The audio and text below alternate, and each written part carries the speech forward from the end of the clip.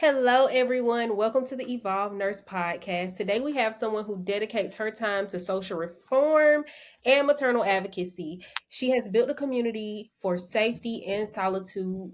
Most people don't understand how mothers need a landing zone, and she's created just that. Today, I reintroduce to some and introduce to others the creator of the Anti Racist Nurse Collective, her Black Wellness author, podcaster, Miss Ciara Lyons, to the Evolve Nurse Podcast. Hello. Hello. Hi, everyone out there in the Evolve Nurse audience. How's it going?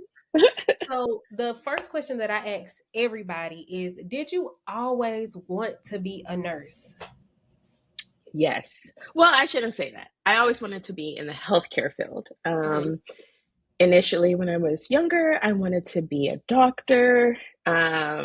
I went from, I used to tell my mom I want to be like the one who delivers the babies. Mhm. OBGYN. And then I wanted to be a plastic surgeon once I got into high school. And then once I graduated from high school, I was like, oh, I don't want to be a doctor after all. Mhm. But through all of this, my mom has been a nurse. And so she would tell us about her job and what she would do. And she really liked it. And so I was like, maybe that's where I'm supposed to be. Okay, so what led you to not going into like becoming a surgeon or in that portion of the medical field? Well, at that time, I was like, to be, I don't want to go to school for so long, was what I Mhm. said. I mean, but then I'm like, You look around. I ended up You look like, if around I and would, you all of these years. I mean, I'm sitting here now with a master's and I'm like, Mhm. I guess I could have just went on and become a doctor, but no, I love being a nurse. So back then I was, misled by my thoughts that it would take too long, but here we are. And I think that that is like the running story of most of us who have gone into the healthcare field. It's like I started off wanting to be a doctor, went to school, wanted to be a PA, shadowed a PA, decided that like the time that they get with their patients is just not long enough to get to know their patients. Finished my bachelor's in biology, thought that I was going to PA school for sure, and then was like, I'm gonna go to nursing school. Yep. So a lot of us have like that same running theme that we don't want to have all the time in school, but we still end up being in school for that long time. But nursing is a calling, so it definitely called us. Yeah, it, I agree. it I definitely agree. called us because we were like, we're going. This is the plan. This is the plan, and then we kind of end up veering off and end up writing nursing, even though that 9 times out of 10 is something that you said that you wouldn't do Right. initially. It Correct. was like Correct. I don't necessarily want to be a nurse. But how was your journey in nursing school? So I was an LVN first. Mhm. And initially I want to say like it was difficult, but at that time I was also going through like a hard time in life. Not It wasn't my personal like story per se, but a family member and we were helping them. So um I was like, you know what, I'm still gonna go through this program and um they'll be beneficial at the end. So going through the LVN program, it was tough. It's at like 13 months. We got through it. Flying colors, looking for a job initially was kind of hard. So Mhm. I had my license for, I want to say like a year before I found a job.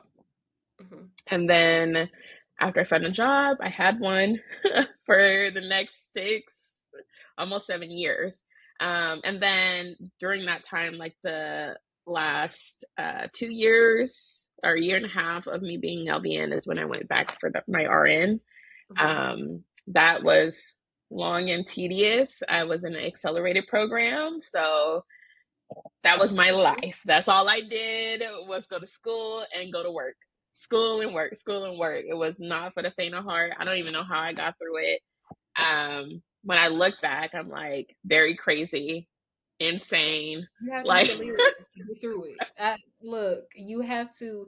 It's like some level of delirium that goes into going into an accelerated program that people have no idea exists. You kind of just wake up and you're at graduation.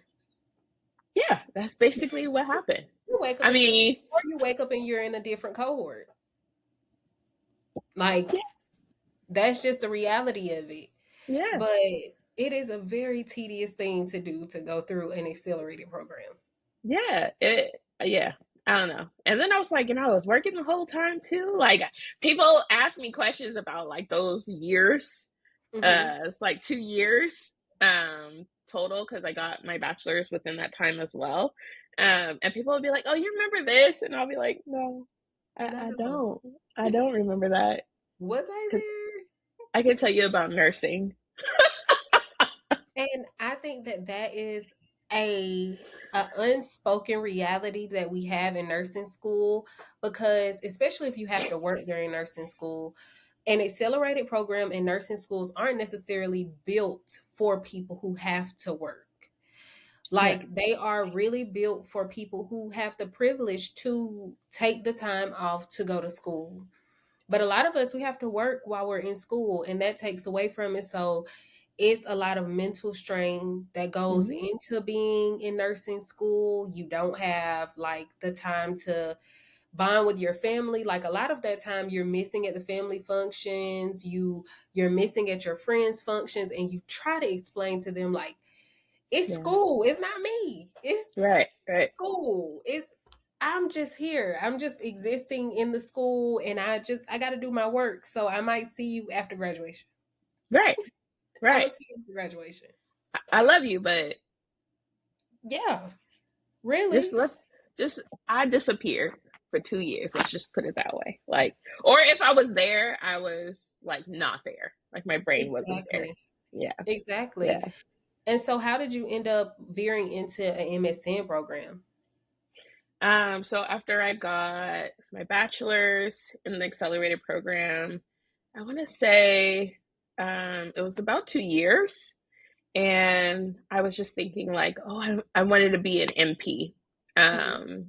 because I was like, I would like to be a provider. Like I feel on one side it was because like, I want to help take care of people, and then on the other side was because I was like the people that I saw providing weren't doing a good job. Mhm. Um, and so then I was like, okay, I'm gonna go back and get my master's, and I went back through the same school, an accelerated type program, but you didn't have to go to clinicals, at least Mhm. at the beginning. So that helped. It wasn't as intense as getting your bachelor's, but um, yeah, I jumped in, and that was a crazy time of my life. Though I had gotten married, um, I had started like a new job, because I had gotten married in 2017, and that same year is when I had graduated from the nursing program.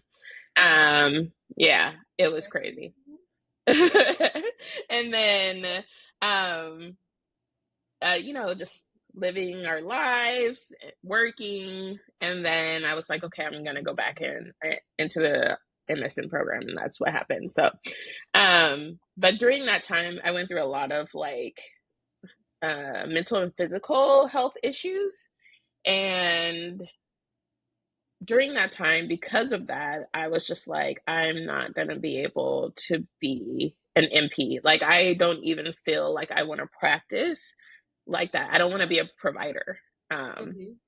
Going through my own issues made me like, I don't really want to be a provider, or I don't have that capacity right now. Um, and yeah, so, but when I told the dean this, I took a leave. And then when I came back from the leave, the dean was like, well, you only have like 6 months left to get your master's. So I wouldn't let that go. Just go to that. And then if you feel like you want to go back, you could always do that after the fact. And that's what I did. I ended up just finishing. So I have my master's in nursing, but like no subspecialty. Mhm. And yeah, and that's where we are today. Well, you know what? I'm I'm glad that you figured out early on before you got into the profession and it Mm, burnt you out completely from the nursing field because it can do that. I think a lot of times we're on this path and we want to get everything finished and we keep pushing ourselves and pushing ourselves and pushing ourselves. And I was talking to a friend recently. I said, if we keep pushing ourselves the way that we go, like our body is going to tell us no. And when mhm. our bodies tell us no, it's a hard no. It's like Right. they will be strapped to the bed, in and out of the hospital.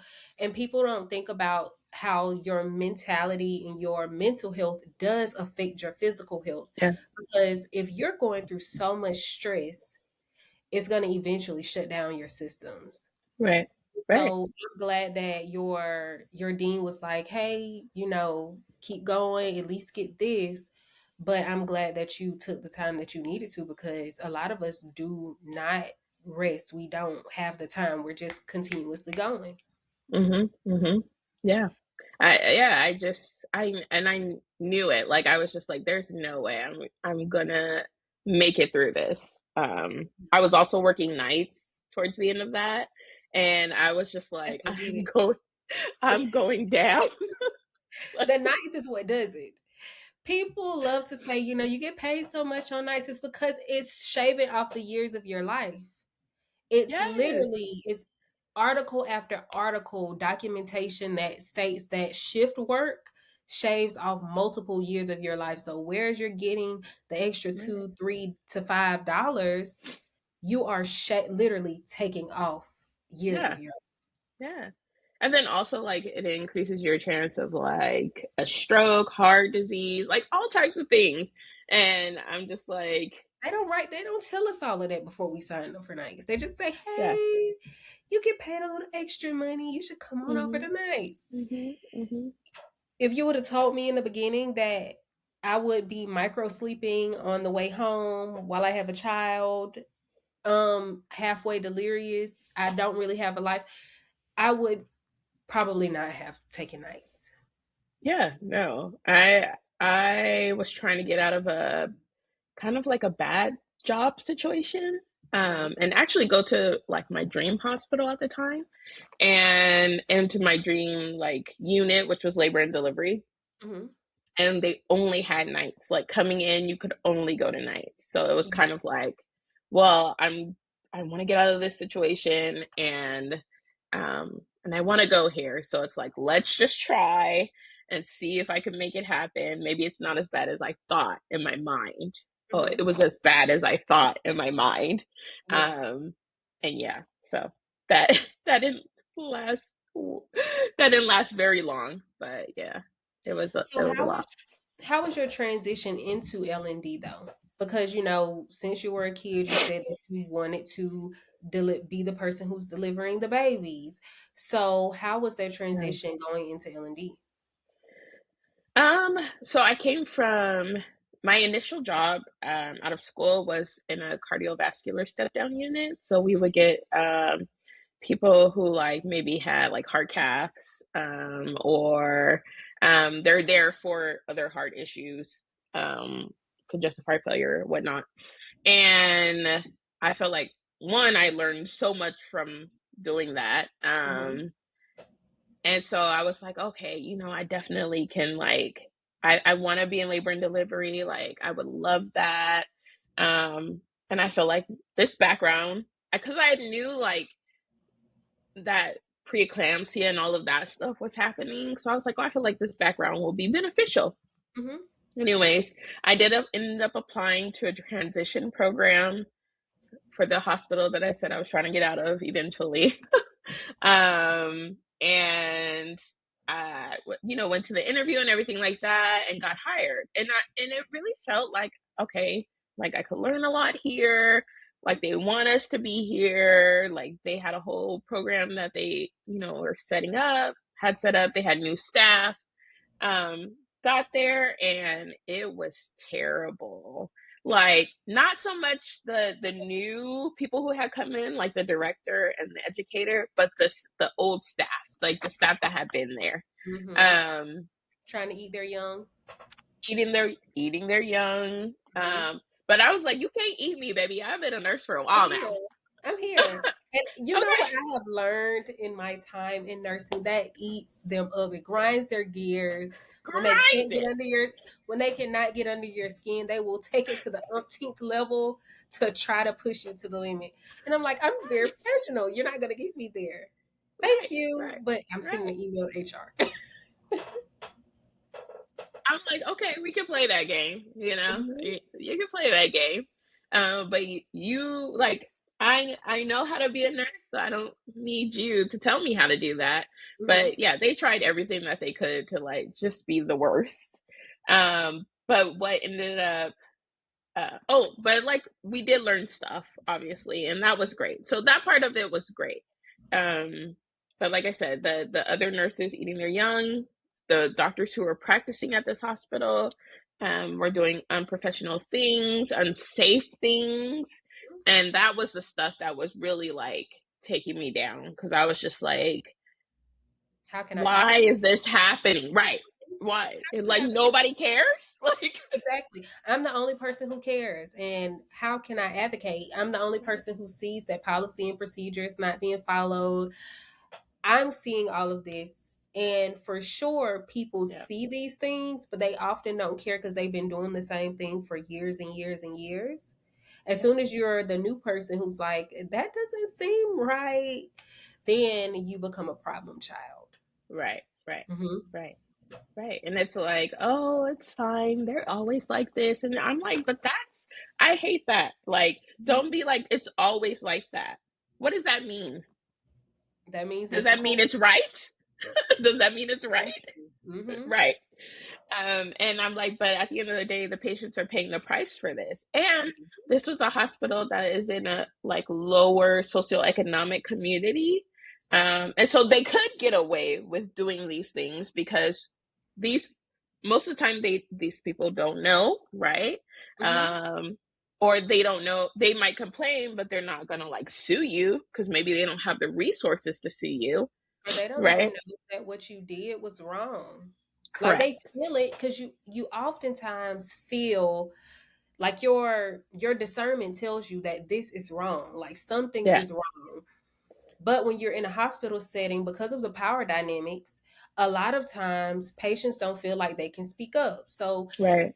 don't have a doula, if they don't have a midwife who is not a midwife given to you by the hospital, a lot of times they don't have the power to even speak up for themselves. Right. Right. Exactly. And so sometimes I would be um, like if I was in there with them by themselves, I'd be like, hey, the next time they come in here, like say this or like don't be like, oh, ask them this kind of stuff or whatever. Mhm. Like, You have to you get know, them the script. If I was leaving off of a shift, because I started off in cardiac PCU ICU, a step down unit too, but it ended up being converted to an all COVID unit. So if I was leaving off of my three a day, I would give my patients a list. Hey, these are the things that you need to ask if I'm not here, just to make sure that you're getting the medication that you're getting, make sure that they're cleaning your rooms. You need to start. You have to advocate for yourself, especially if I'm not here to advocate for you. right, right, exactly, exactly. Yeah, And it then is. Go ahead. it listen. I have so like to even now in the hospital I work for now, I'm no longer in labor and delivery. I'm a case manager now, but Mhm. even now there's sometimes I have to be like like, and I always say like I know these other nurses and stuff on the floor can't stand me because I'll be like, well, why would this be the case? Like I'm questioning them because nobody else is. Uh-huh. And I'm like, and then I see their face and I'll be like, it's not like out of, I'm not trying to be mean or I'm not trying to like, you know, like talk down to them or anything. I'm just like trying to like make you think like, well, Mhm. why would this be the case? Like, did you ask them if they had pain? Something as simple as pain. Mhm. Like, well, if are they still moaning? Oh, if they're moaning, maybe they have pain. They don't know how to verbalize it, or they've been through a situation where they feel like they can't verbalize it. And so they're not verbalizing it to you. Mhm. And it's just the amount of discomfort around patients having open communication with their nurses, with their doctors, because these are the people who you're going to care for you. But oftentimes you do not feel like you have a voice. Right. And so when you come in and you're like, hey, did you ask X, Y, and Z?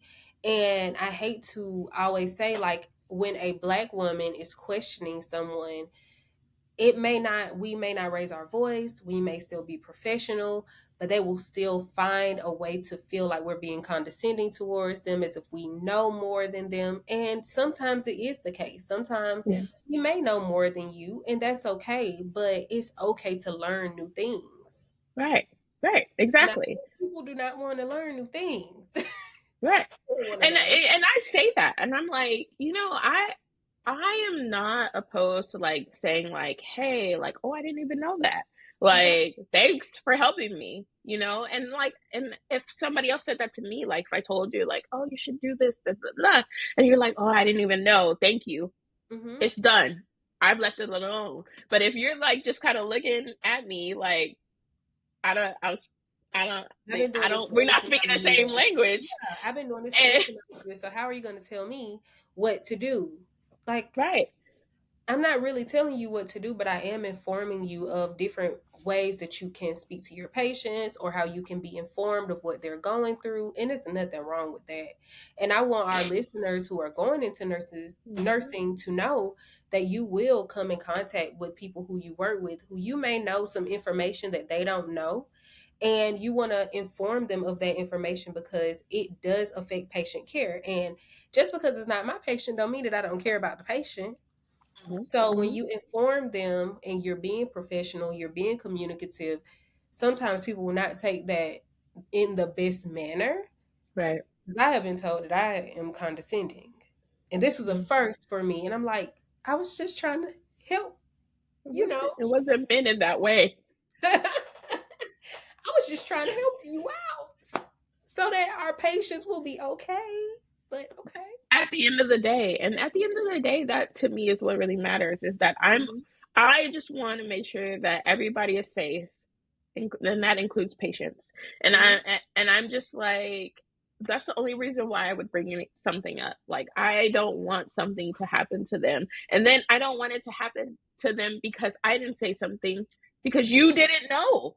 Like, Mhm. maybe you didn't know, and I never was like, hey, do you know blah blah blah blah blah or whatever, and then something bigger that could have been avoided happened. So yeah, this is definitely stuff that, especially for the new nurses coming up, like, I don't claim to know everything, and I don't know everything. I'm learning new things every day. I'm newer to case management, so I'm definitely learning like every day when I go in.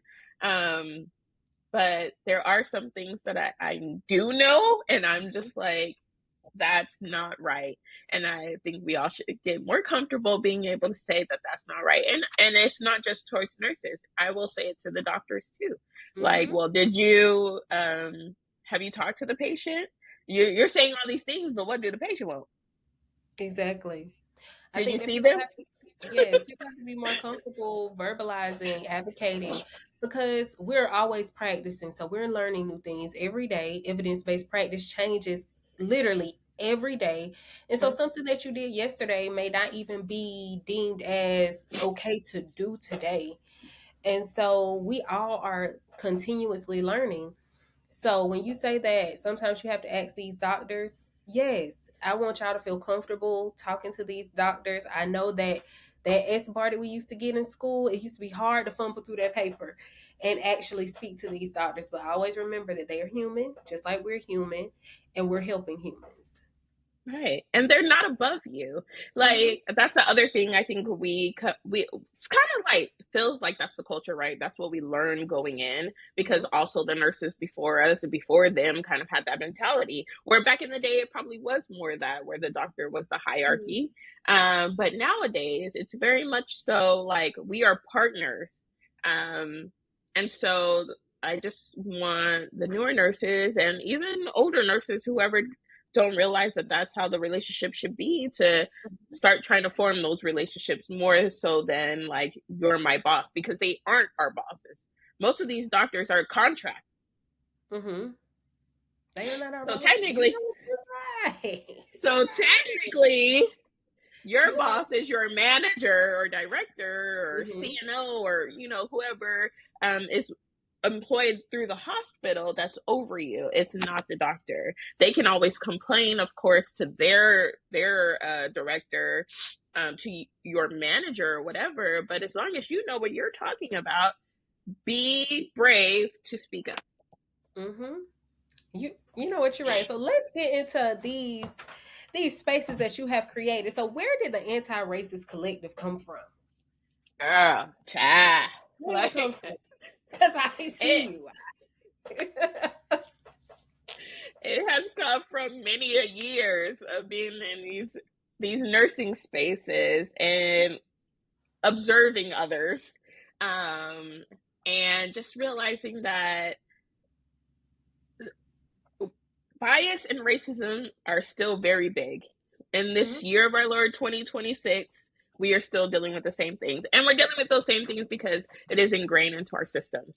That's until mhm, those things change, we will continue to deal with these things, right? mhm, And but I feel that some people don't even realize that they're doing these things. not at all. This is a way of life for a lot of people. So Right. if you are raised from knee high to a grasshopper to have biases about people who don't look like you, you're going to have Mhm. those same biases when you get into workspaces. Even Yeah. in nursing school, if you read our books are biased. Our our test questions lead to biases. I Right. remember even when speaking about HIV, our stats graph had that there were no white people who had HIV. Then you see that same thing play out in commercials, and you see the Right. same thing play out, and even with high blood pressure affects everyone. I'll Everyone. have white patients who have high blood pressure, black patients who have high blood pressure, and then you have these questions on tests that will bait people into feeling like these are only black diseases. Right. Right. Right. Or they're only diseases that only obese people have. Hmm. But I'm like, you know how many people I come across who have hypertension, who are Yes. this big? And will feel like they're healthy just because they aren't obese. And I feel like that is one of the main misconceptions that we have, is that if you show up socially, a figure that is socially acceptable, that it equates to healthiness, and it does not at all. Right. Right. So then you have people who are biased toward that or prejudiced towards that. Mhm, Even like people who like being biased or prejudiced towards people who have alcoholism or mhm, who are drug addicts. mhm. Um, like, They're and seeking. they're They're seeking, seeking. right? And it eats the fiber of my being up when I hear people say that, because I know that that patient isn't going to be treated well. I know Right, that, one, if that patient has pain, they're not going to get pain medicine. They're going to ignore their pain, especially if they're in the emergency department. As soon as they say that, oh, they're seeking, they're going to try to be like, oh, I'll give you some ibuprofen. If that person says that they can't get ibuprofen, it's not going to work, because they know that their pain rate is higher. They're going to act like they don't hear them. They're going to right, slow down their pace, act like they're doing all of these things.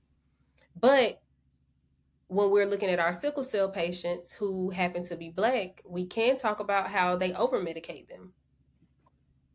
Then they have a dependency. And now, as soon as they get to the hospital, oh, they're seeking, they're frequent flyers. Well, you have to think right, about, this has been a consistent pain for them. They haven't gotten alternative measures. right. So, if this is something that's consistent, what do you think is going to happen to these patients? Correct, correct. Sickle cell is that's another rabbit hole that I'll be like, oh That Lord, one. I had to like jump through in the sense just that right there. And I'm like, we have, because they, it's like, oh, this patient's here again, frequent flyer, things like that. And I'm like, because what's happening once they're discharged? Mm-hmm. Are they like this with their hematologist? Not at Like, all. what is happening? Because there are people who have sickle cell who are managed well, but Mm-hmm. I work in a lower socioeconomic area, and do they have the outside resources to manage this? No. And that's why we keep seeing them here, because it's not being managed at home, obviously. But then, because of that, because the system is not right, then we're treating them as drug seekers, as Mm-hmm. frequent flyers, as people who don't necessarily want to take care of themselves. And it's just like we have all these assumptions, and I'm just like, we need to let go of those things and just treat the matter at hand. Like, Exactly. you need to, and that's how the anti-nurse collective came about. Like, I was just thinking, like, you know what, we need to be able to let our stuff go. I remember I had a preceptor when I first became an RN. Her and I are still friends till this day. But I remember her telling me she knew that she had bias against people who were drug addicts because of a personal Mm-hmm. thing that had happened to her that she dealt with. And I just kind of told her, I was like, okay, I'll be the one who deals with the patient the most, because this is when we were still working together. And she was like, how does that not bother you? And I was like, because like I have nothing to do with that part of that person's life. Mm-hmm. And me being mean to them or not caring for them in the proper way is not going to change the fact that they are abusing drugs, or that they are alcoholics, or whatever it is. So who am I to say or be any kind of way towards them besides a good Kind. nurse? Yeah, a good nurse, kind. Because people don't really recognize that people who have addiction, that is a disease. Right. There are people who absolutely do not want to participate in it, but it is a disease, and it's a disease that is very, very hard to shake or Right. break. Right. And even that nurse being mean to that patient could be in sobriety, Mm-hmm. but that nurse doing something could trigger them, and that trigger Right. could be the reason why they fall off the wagon. Right. You have to be kind to people. You never know what they're going through, regardless Right. of whether you know what their story is or not. Being kind is a simple ask. Right. Exactly. Exactly. I agree. And I told her, like, I'm glad that you said something to me, because Mhm. that you have this. And so she's a nurse as well, a really good nurse. Mhm. Obviously she was my preceptor. But I was like, this is what all of us need to be able to say, to step back and say, like, check ourselves, right? Like, I Yeah. have these feelings about this type of person because of whatever reasons. And that's not happening. And this is why we have bad care, people dying, all of the above, because no one is checking themselves and their bias or their racism. And Mhm. so that's why I'm like, maybe what needs to happen is that they need someone to come in and say, do you realize that this is a bias? Like, Yeah. in the real world, like, when you have this behavior, it's your bias. Yep. And this is how you could potentially go about this situation, and recognize yourself, and then go about this situation, and so, yeah, that's how the anti-racist nurse collective came to be. It's very new, like, literally in November last year I was just like, yeah, this needs to be a thing. Mhm. Like, and I was like, because we go through all these modules, and I had to do one of those modules. That you can get just click, click, click, click, click. That you just click, click, click, and you're out. You're done. You're done. Yeah, correct. And I'm just Why like, did you and do you that? see how You read nothing. we've learned nothing. I'm like, I mean, I understand because I'm black and I'm like, I've experienced these things, you know. But I'm like, what about the people who Right. don't? Every What about the day. people who don't? Right? Exactly. So They they get ain't through learned anything. modules in 2.5 seconds. They don't care. They don't care. Gotta flip the card over one, two, three, four, five, six. Click the next button. You're done. You're done. You're done. And it's I not like, go ahead, go no, ahead. I completely understand. And I want to say one of the things that I do as a nurse to not be biased. If I have a patient who's coming in for prison, I do not go all the way back in their medical records to see what they did. I don't care what they did. It doesn't Mm-hmm. matter to me. I'm here to deliver care to this patient. Yeah. So I have seen nurses who will go back 20 years if they can in Epic to see the reason why this patient went to jail. And they will try to run out and be like, Lakeisha, they went to jail because I said, I don't care. I don't care. I honestly don't care. It doesn't matter to me why they went to jail. They're here for eye surgery, and I'm going to give them the eye surgery they need. They're here for Right. this surgery. I'm here to do that, to provide that for them. Whatever they did in their past, that has nothing to do with me. I'm here to Right. deliver care. Right. Right. So the biases that we have to treat people. That's what we signed up for, regardless of their race, their gender, their creed, their religion, spirituality, their sexual orientation. That's what we signed, regardless of whether we felt like we didn't sign up for it or not. We signed up for that to Right. deliver the best care that we can. Right. And so when people are judgmental or racist, because it's blatant racism that happens where we dwell in nursing. And so it's just like one of those things where you actively see biases every day and you're like, the microaggressions are microaggressing. And Mm-hmm. then once they're micro, if you don't say anything, they will turn into macro. Because Yep. as soon as you start accepting them saying the little things, they'll take it a step further. They want to see how far they can push the envelope. Right. Exactly. And then if the other thing is that that burns out the staff. Hmm. Like, so if you have one staff member who is this way, or maybe a few of them who are this way, and then you have the others who aren't, but are too afraid to call out that staff member or say, like, hey, this is inappropriate, then everybody's suffering. Everybody becoming burnt out. Everybody want to go. So you losing staff, like Hmm. all of the above, because we're tolerating people being hateful, Yeah, right? we're And not tolerating bad behavior. tolerating bad behavior, exactly. And so that's the other part of the anti-racist nurse collective, is that it addresses your coworkers as well, like learning how to just kind of call a spade.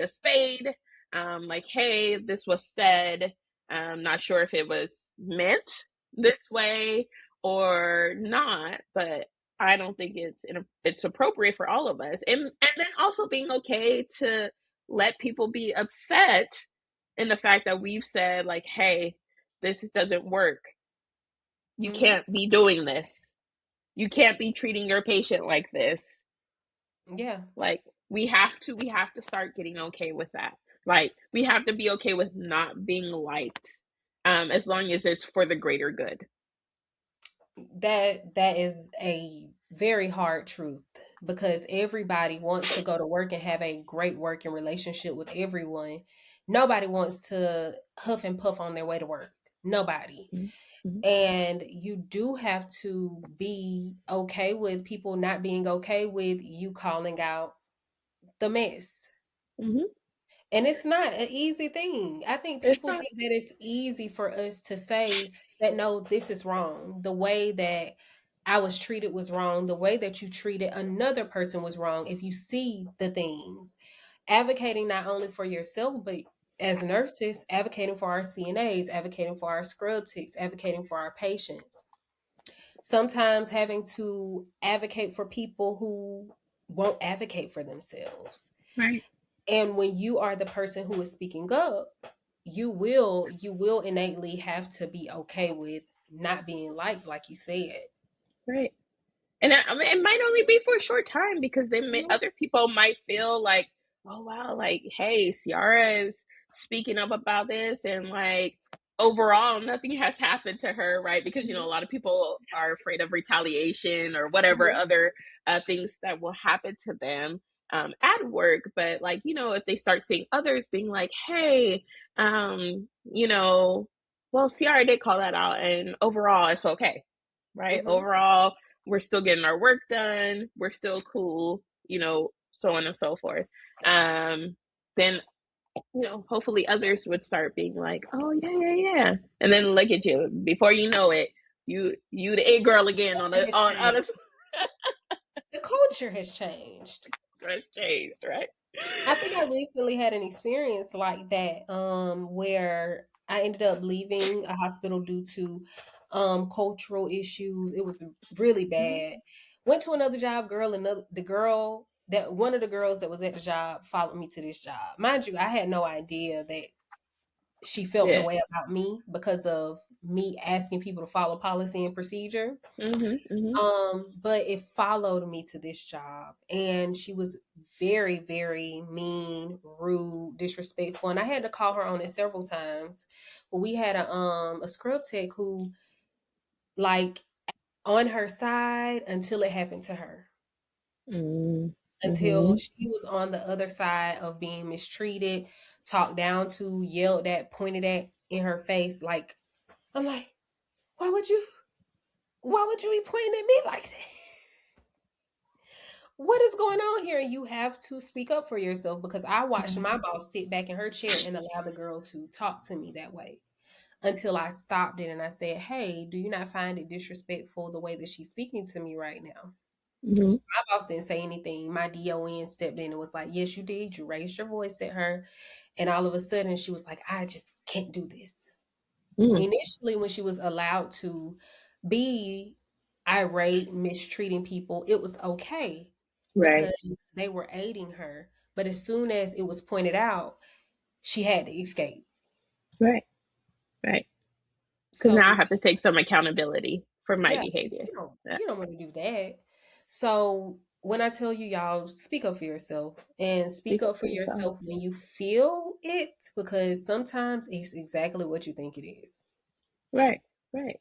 And if I guess if you don't feel like you can do it right then and there because of whatever reasons, um, please go report it, right? Because I mean, like I know we like to say snitches get stitches, but also if you just allowing the snitching, that I mean, if you're just allowing it to happen and never saying anything, that it's just hurting you at the end of the day. You're Yeah, gonna need stitches anyway because you already wounded. right, You're gonna need stitches, a new job, right, a therapist to help you through it. right. It seems like a Right. lot of money that's just going out the window, if you Because you're not don't. standing up for yourself. Yeah. So let's get into her Black wellness. Where did that come from? Yes. So that came from okay. So before I started Her Black Wellness, I became a mama coach, and I had become a mama coach. I had that business for about a year and a half. The Mama Coach is a brand that was started in Canada, and then the woman kind of like franchises. You can start your own private practice from that. Mhm. Um, and I started it uh, after I had my own child. I have a 3-year-old daughter now. And I started it when she was 6, 7 months. Um, Basically because I was like, there's so many things that I went through, even though I had been a labor and delivery nurse, that I just didn't know about postpartum. Um, and about my body and my mental health. I had really bad postpartum depression and anxiety, like crazy bad. Like I'm gonna leave this place and never return. Bad. And the just going through all of that, I ended up starting medication, so that helped get my mind right. So I could think again, like, Mhm. and then I could function again. I was capable to do other things. And I was just like, you know what? Like, I've gone through all of this. Like, physically and mentally. And I'm like, there really should have been someone who could walk with me on this path. Mm-hmm. Um, and tell me like about the medical side, about the mental health side. I luckily had a therapist, um, and then obviously saw my doctors and stuff like that. But I was just like, most women don't have this. Like, they probably see their doctor once after around that 6 weeks, and that's it. No therapist, and nobody in their circle who knows anything about like the physical or mental health side of all of this. And so I was like, let me be a mama coach. So mama coach had like classes, you could support with breastfeeding, things like that. So after a year and a half of that, I decided like, oh, I want to do this like on my own because there was more things that I wanted to do. And I didn't want like a brand to have control over it. That wasn't Yeah, yeah, I me, get. right? Mm-hmm. And so I closed that, and that's when her Black Wellness started because I was like, I'm all of this is based off of what I've gone through, like my life and what I've heard from other Black women, what I've seen from other Black women, what I've seen as a labor and delivery nurse, what I've seen, um, what I'm experiencing now as I'm getting older and postpartum with hormones and things like that. Mm-hmm. And I was like, we need to be talking about this. Like, and I still would like to walk with people through this journey, either through infertility, because I dealt with that. I went through IVF, and that's how we have our daughter. Thank you.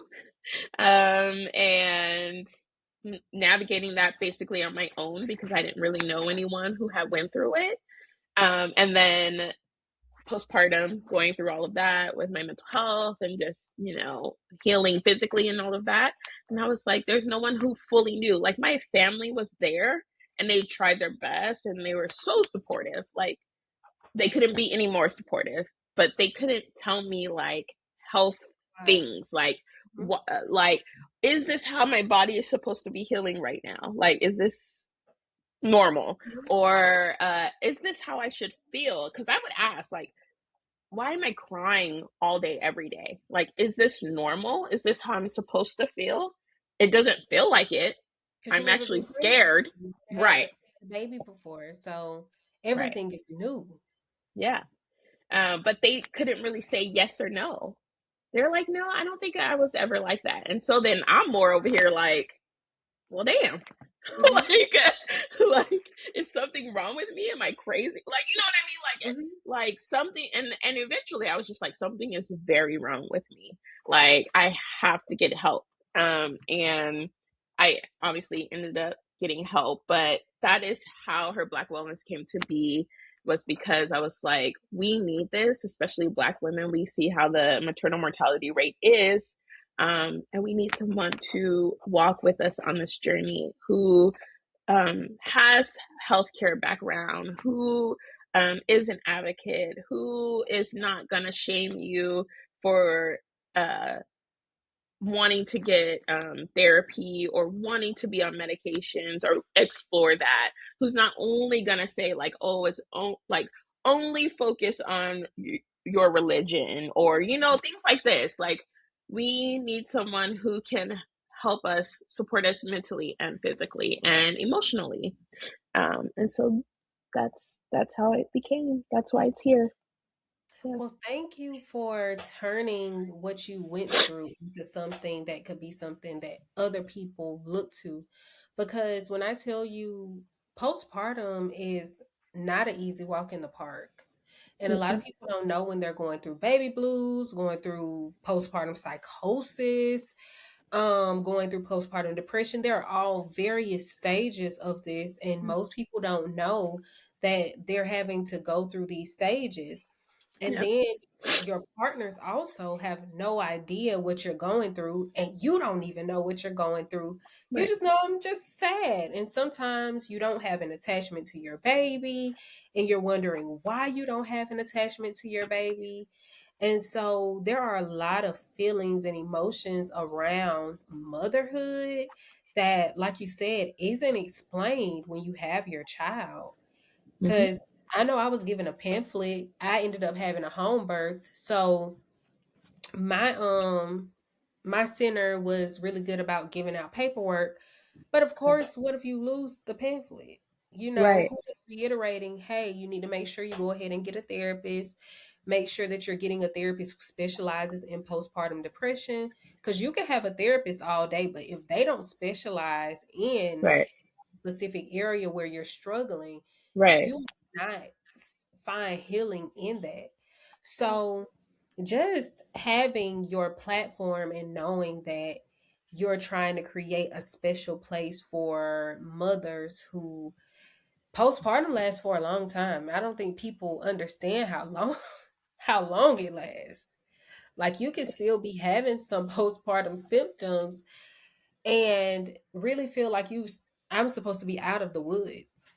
Yeah, yeah, yeah, But thank you so much for yeah. creating your platform because so many of us need it. I have a baby who is 3 as well. No, Oh, it's so fun.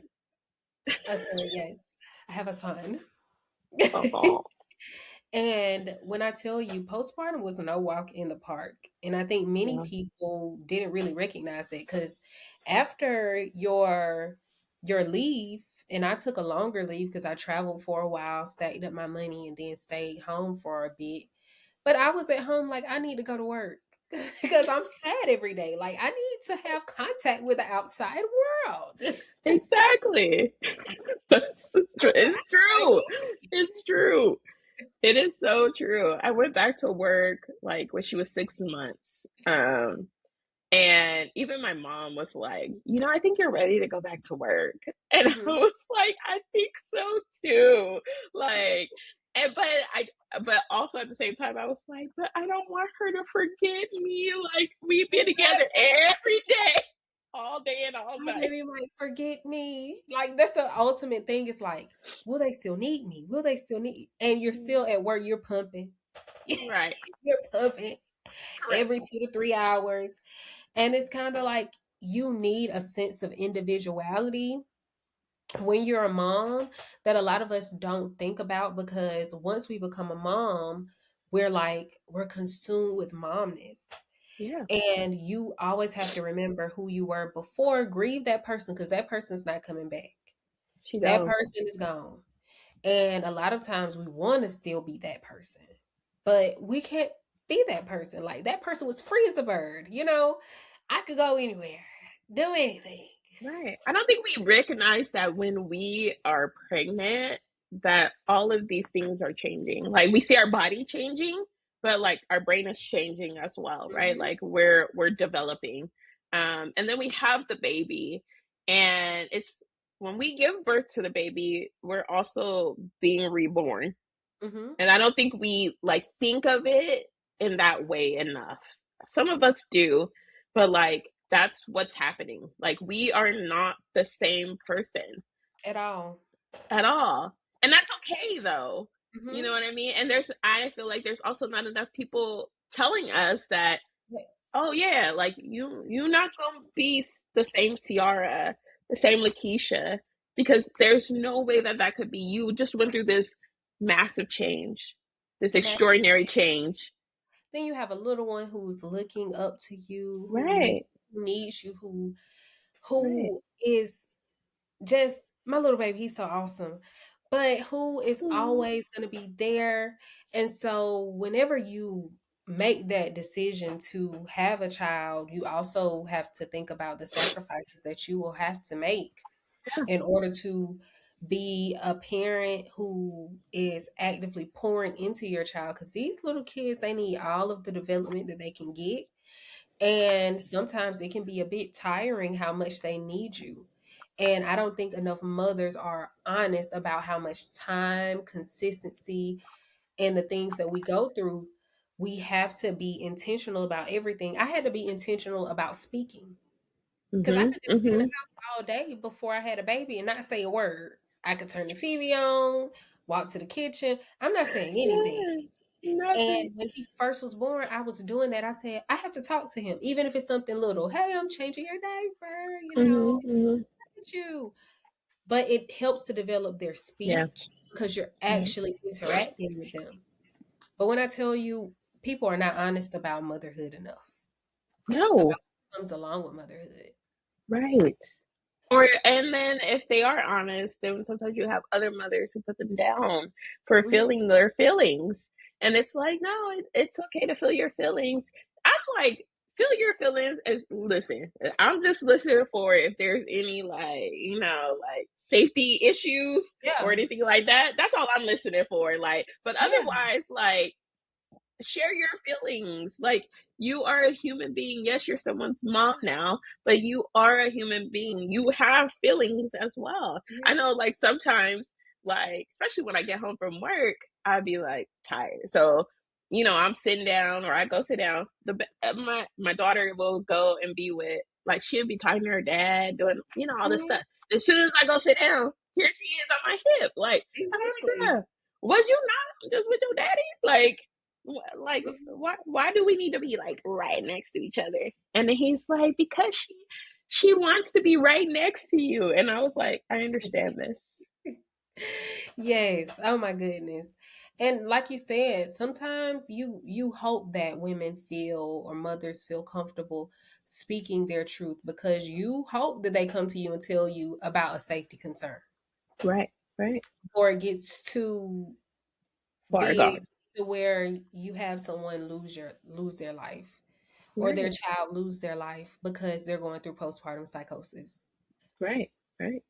And while I So, was going through my own, like, I didn't have psychosis, but while I was going through my own depression, like, I had had a baby around the same time as my friend, mhm. and she was like real bad. Like, she had rage. Like, and she would like in the middle of the night, she'd be texting me like, "Are you awake? Like, I'm sorry, but I just need to talk to somebody because I'm just like so angry." And and I'm like, okay, like, like, do you want to talk on the phone? Or is texting enough? Like, you're gonna be okay. Like, we just tired. Like, trying to like walk her through. But in the me in the same time, I'm over here crying. Like, but Yeah. I'm like, we gonna be okay. Like, you're not alone. Like, if you need to go wake your husband up, like, you know what I mean, and stuff like that. Wake them up. Wait, when Wake I tell him up. you, I had to get comfortable with saying that I needed help. Yeah, That yeah. was the biggest thing, being comfortable with saying that I needed help. But I'm also the child of a parent who suffers with paranoid schizophrenia. So whenever she had me, she went through postpartum psychosis. Mm-hmm. And during that time she put like glass in my baby bottle. And Oh, so that's why I'm like a big proponent on say it. yeah. Say Say it, tell people, be vocal, let people know, hey, I am not okay. Right, Because right. people don't know unless you say something, unless it's somebody who really understands how you move, your mannerisms, that something is Mm-hmm. off. But a lot of times you just had a baby, so they're kind of thinking that, oh, this is just new for her. Like she's just going through the motions. Right, But right. unless you say something, people do not know. They don't. They don't. And exactly. They don't. My husband was just like he was like, "Are you okay?" Like he would say that stuff, Mhm. but I was still like caring for the baby. I was still eating, Oh, like still doing stuff like that, but dying inside, right? So like, yeah, they don't know. And if we don't say something, then you know, mhm, who knows what could happen, and we have the statistics that show that things can happen.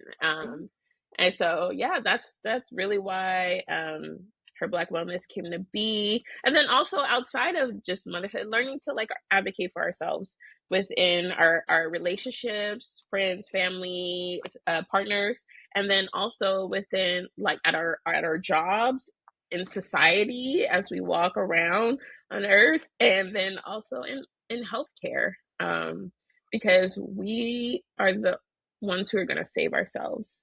mhm. um that's it. We The older I get, the more I realize, like, I'm just like, I feel like before I had a lot of hope that things would change. Change the world.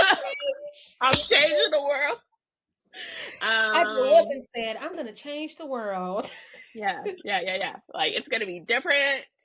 And while certain things have changed here and there, we still very much need like radical change. Mhm. And I just realized that it's I cannot necessarily change the system as a whole, but I could start with individual people. Mhm.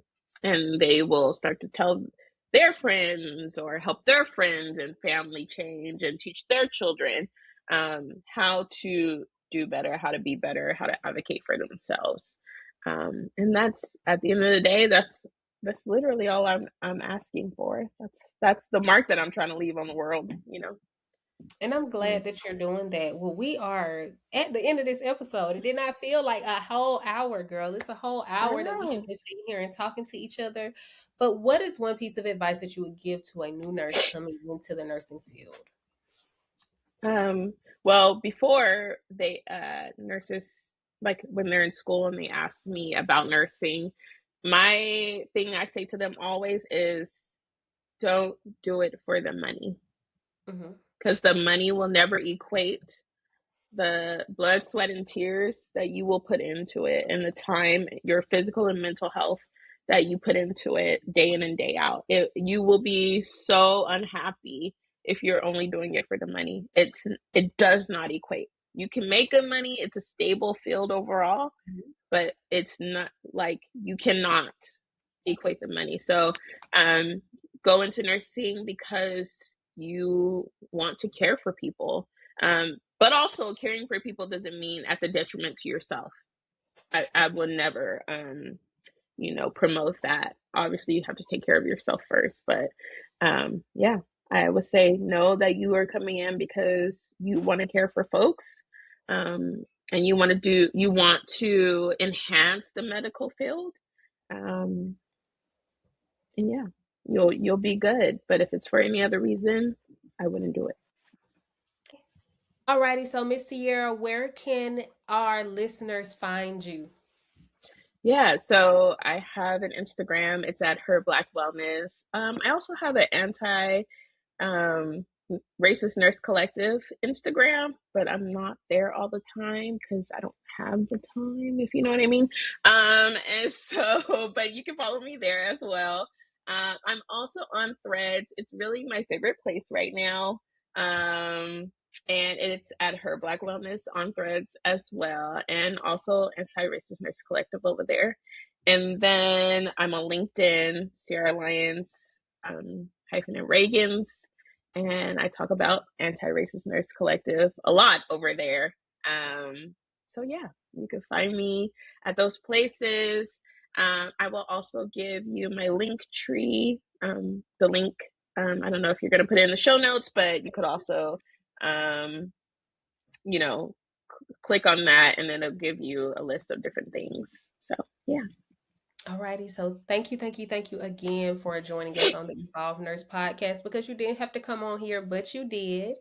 And so we really do appreciate you for all that you're doing in the community as a whole because it's very hard to talk about the hard conversations. Yeah. And people don't understand how hard it is to have the hard conversations. But we really do appreciate you over here on the Evolve Nurse podcast. Y'all have a great day. Bye.